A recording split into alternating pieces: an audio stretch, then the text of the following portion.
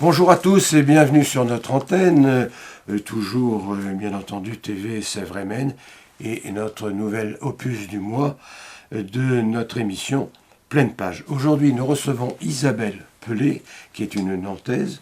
Bonjour Isabelle Pelé. Bonjour. Et qui bien entendu est écrivain puisque c'est l'objet de notre émission et qui vient de sortir son second ouvrage mais qui en avait déjà produit un qui était important puisqu'il s'intitulait « Les 44 célébrités de la Loire-Atlantique », c'est-à-dire de notre département, vous l'avez compris, 44 célébrités de la Loire-Atlantique, comme le numéro, bien sûr, du département. Voilà, c'est le principe de la collection. Merci d'être venu sur notre antenne, Isabelle Pelé.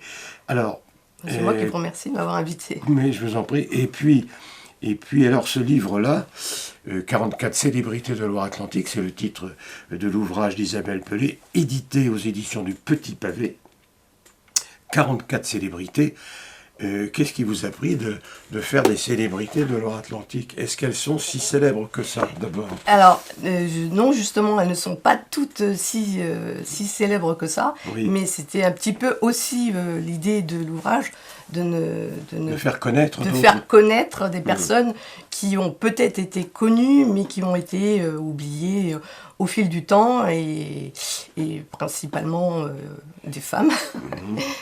Donc j'ai voulu parler de personnages incontournables, bien sûr, comme Anne de Bretagne ou la reine ou Jules Verne. Donc oui. voilà, on ne pouvait pas passer à côté.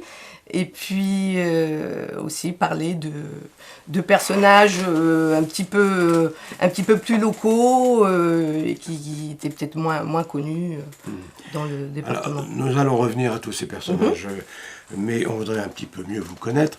Qu'est-ce qui fait que vous êtes rentré en littérature, pour employer le terme ad hoc, et vous avez commencé à écrire il y a combien de temps?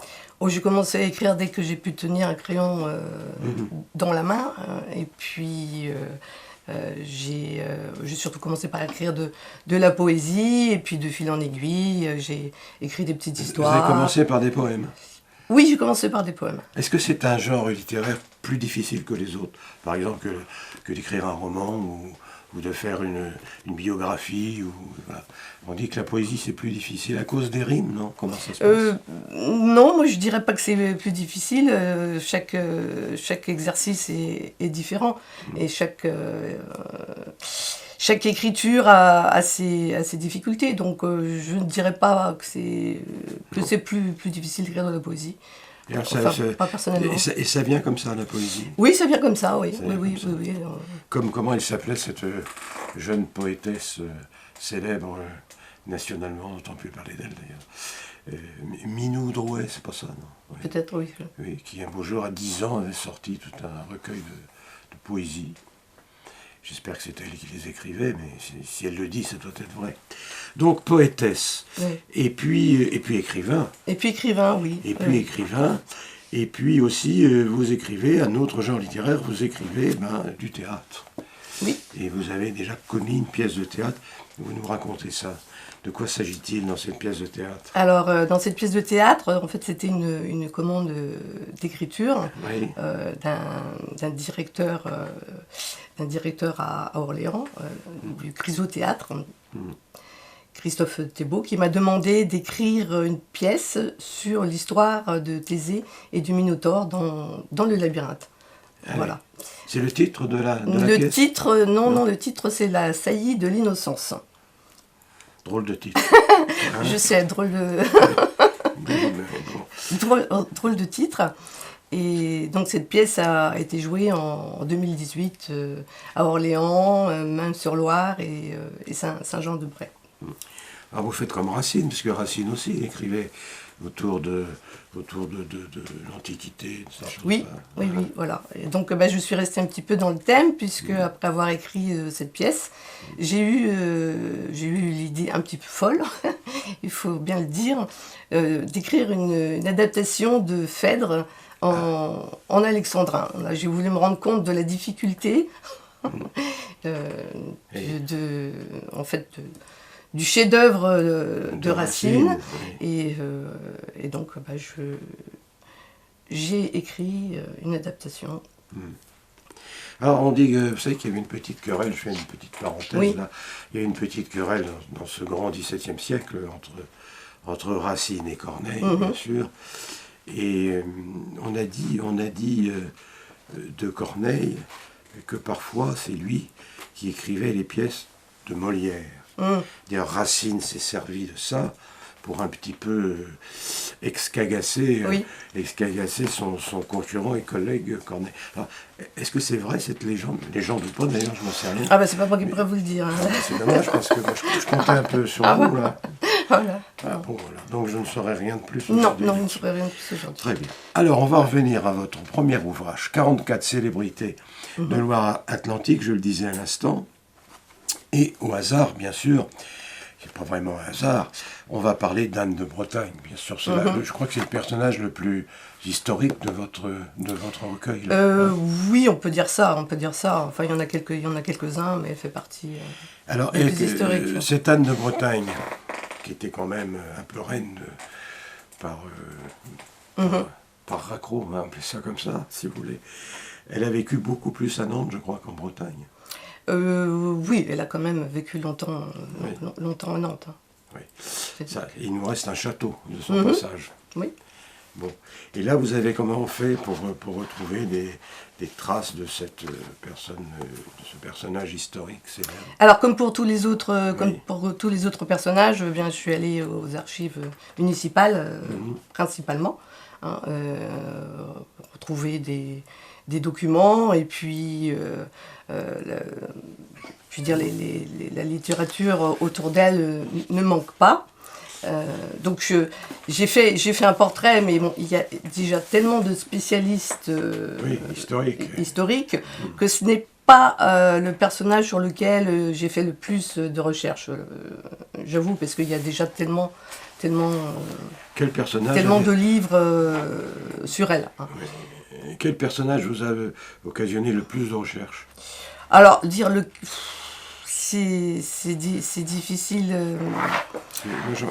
Le plus de recherches, oui, c'est un petit peu compliqué à dire, parce que pour chaque personnage, j'ai essayé autant que possible, de prendre contact avec des proches, des personnes de l'FMI, voire des descendants. Donc pour certaines personnes, j'ai eu plus de difficultés. Et pour les personnages contemporains, j'ai interviewé directement Sarah Abitbol, la patineuse, la championne de patinage artistique. Tout à fait, oui. Et puis Fia Ménard, qui est une performeuse, metteuse en scène, originaire de la région nantaise. Alors, il y a un personnage intéressant, parmi les personnages intéressants de votre ouvrage, bien sûr, c'est Aristide Briand. Aristide Briand, que tout le monde connaît, bien sûr, et qu'on opposait souvent, et pour mille raisons, à Georges Clemenceau. Bon, c'était pas tout à fait les mêmes personnages, mais Briand était très sympathique. Oui, d'après ce que j'ai vu, oui, c'était un personnage sympathique, oui. Il a été même prix Nobel de la paix, si je ne me trompe pas. Hein, c'est ça. C'est ça, oui. Voilà.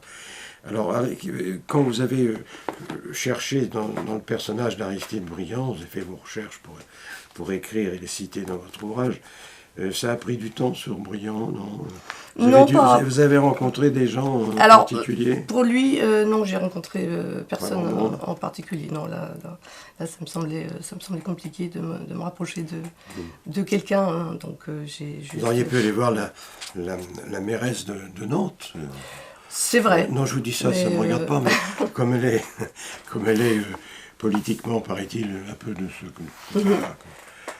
Encore qu'Aristide Briand est un personnage, comme son nom l'indique d'ailleurs, assez brillant. Assez brillant, oui. Hein, on est bien d'accord. Alors, éclairez-moi également sur Louis Pommeraye. Alors, Louis Pommeraye, on connaît le passage Pommeraye à Nantes. J'imagine que c'est le nom du personnage que vous avez peint dans votre livre. Alors, Pommeraye, qu'est-ce qu'il faisait dans la vie? Il était notaire. Ah, d'accord. Et un notaire mérite qu'on fasse un article sur lui dans Non, je sais pas. Non, c'est lui qui est célèbre pour avoir construit le passage, Oui, passage pas vrai, non. dont je parlais à l'instant. Oui. Hélène de Chapotin, qui est-ce? Alors, Hélène de Chapotin, c'était une religieuse qui a en fait été béatifiée. Ah, ouais. Voilà, donc on n'est pas très connu. Donc, Mais non, ça comme je voulais. c'est pour ça que je vous demande voilà. la question. Parce que... je laisse les lecteurs découvrir en effet, son parcours. Alors, Louis Lefebvre utile, j'imagine. Oui. Une histoire de biscuits, quoi. Oui, c'est l'histoire de biscuits, des petits lus. Oui, des petits lus. Et vous avez fait beaucoup de recherches sur cette personne? J'ai désespérément essayé de rentrer en contact avec des personnes, mais là, malheureusement, pour lui, je n'ai pas réussi. Ça a été la plus grosse difficulté, c'était de retrouver des gens qui... De retrouver des gens qui étaient instruits de la vie de vos personnages. Oui, et qui étaient aussi d'accord. Hein, parce que parfois, je trouvais des gens, mais qui n'étaient pas forcément d'accord pour échanger avec moi. Voilà. Donc, il y en a qui étaient ravis de le faire, et d'autres qui ne souhaitaient pas. D'autres qui sont tout de même cités dans votre livre, là? Non. Ceux qui ne désiraient pas parler de leur... ascendant. Oui, ils ne sont pas cités. Ils ne sont pas cités, Oui, ils ne font pas partie des 44. Bon, voilà, ça leur apprendra. Voilà. Alors Abélard, oui, c'est un peu Clisson où nous sommes d'ailleurs. C'est un peu la région, oui. C'est un peu aussi la région. Mais pour la région aussi, il y a donc Serge Dano, évidemment. Bien sûr. Le père du manège enchanté. Père du manège enchanté, oui. Toute mon enfance. Je vois d'autres. Alors évidemment, il y a le général Cambronne, mais celui-là, tout le monde le connaît. Vous avez découvert quelque chose sur ce personnage-là? Rien de particulier, sauf qu'il brodait à la fin de sa vie. Mais... Il quoi? Il brodait à la fin il faisait de la broderie? Oui. De la broderie anglaise, j'imagine. Non. Je ne sais pas s'il était anglais. Mais... Bon, je ne sais pas, écoutez, on verra. Jeanne de Belleville, alors... C'est un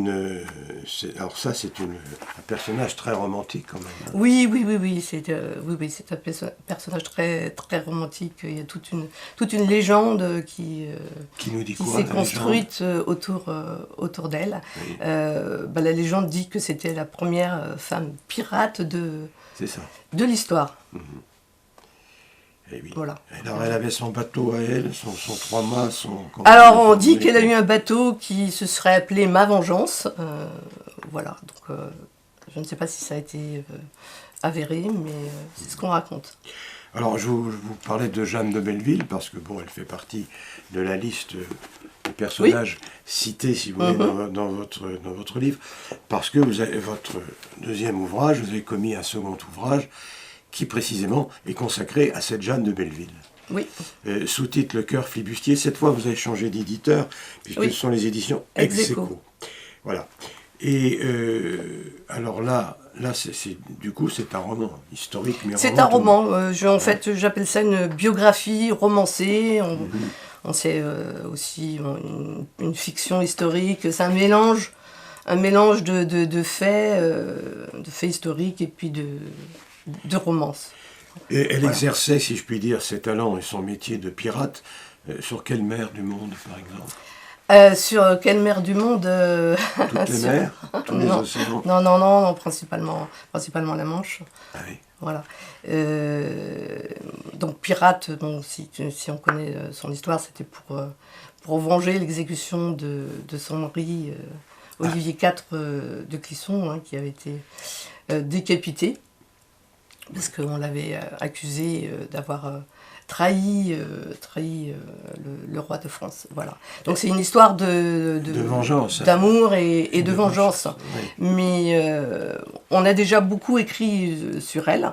D'ailleurs, il y a eu de très bons auteurs qui ont écrit. Je ne sais même pas s'il n'y a pas eu un film là-dessus. Toi, inspiré de la vie de Jeanne Belleville, même si c'était pas réel.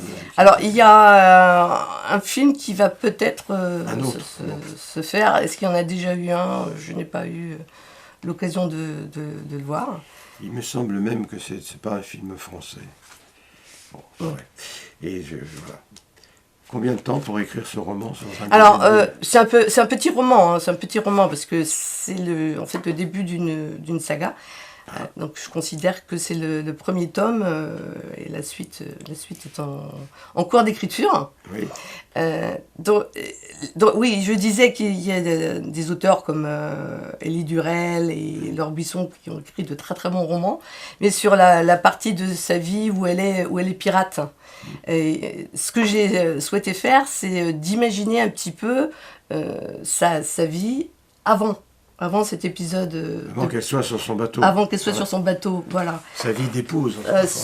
Même avant, parce que bon, j'imaginais un petit peu son enfance et sa jeunesse, et aussi la rencontre amoureuse et la passion avec Olivier de Clisson. En fait, c'est pour mettre un petit peu en contexte la suite de ces aventures, hein, qui viendront donc dans un deuxième tome.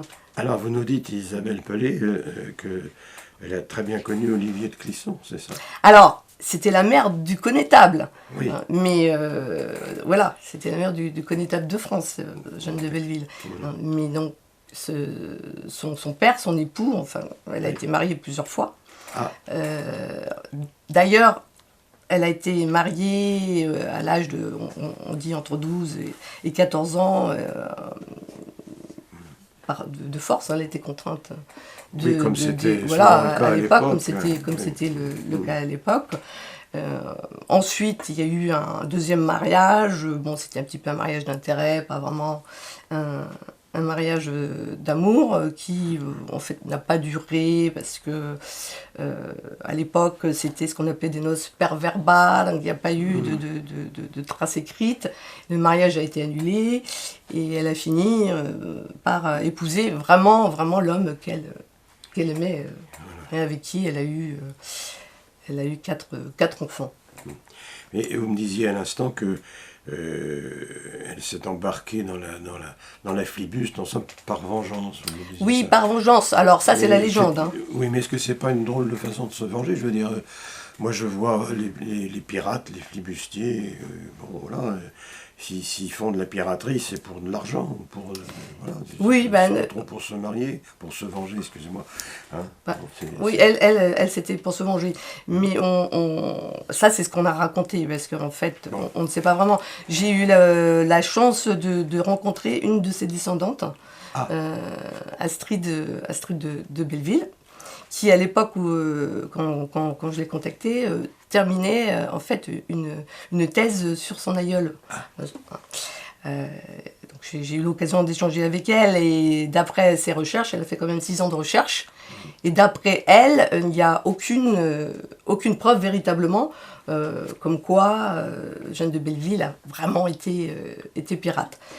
On a des preuves. On sait qu'elle a été en mer, mais on se pose la question, est-ce que c'était plus pour aller rejoindre l'Angleterre? Est-ce qu'il y a eu quand même quelques attaques de navires? C'est possible, mais pas comme on l'a raconté. Voilà, ça a été très très romancé. Encore que l'on dise, vous le savez mieux que personne, je suppose, que lorsque la légende est plus belle que la vérité, il faut toujours imprimer la légende. Voilà. En tout cas, vous avez, vous, imprimé, écrit, réalisé, édité, donc jusqu'à présent, 2 ouvrages, je les recite à nouveau, les 44 célébrités de Loire-Atlantique aux éditions du Petit Pavé, et de 2, Jeanne de Belleville ou Le Cœur flibustier aux éditions Ex Aequo. Et puis dans l'écriture, et avant de nous quitter, Isabelle Pelé, vous avez aussi vous faites toujours, je crois d'ailleurs, le métier de biographe, c'est comme ça qu'on l'appelle. Oui. Hein, et vous écrivez pour d'autres ou pour d'autres, pour qui a envie d'écrire. Pour qui a envie d'écrire. Voilà, si vous voulez que votre vie soit imprimée, il faut voir Isabelle Pelé. Mais, excusez-moi, parce qu'on n'a plus le droit de dire ce mot-là, je crois. Mais en littérature, on peut toujours... c'est pas ce qu'on appelait, entre guillemets, les nègres, ce que vous faites. Les nègres des auteurs présumés. Oui, on peut dire ça, oui. C'est un terme qu'on emploie de moins en moins, mais c'est ça. Je sais bien. Et parce que, oui, c'est un métier, en effet. Alors, il paraîtrait que sur je crois, on va dire 10 auteurs qui signent leurs livres. Il n'y en a que 6 ou 7, bien en colère, qui sont les véritables auteurs des livres. Et que les autres sont, ce que vous faites parfois, des biographes ou des nagals. Vous pensez que c'est vrai ça ou pas? Oh, peut-être pas tant que ça. Là, la proportion m'étonne peut-être un petit remarquez, peu. si on élimine Ouais. les hommes politiques et les sportifs... Ah oui, bon, c'est vrai que ça fait du monde, ça fait du monde, ouais, effectivement. Oui, ça fait beaucoup de monde. Voilà. Merci. Vous êtes sur, vous êtes sur un projet actuellement?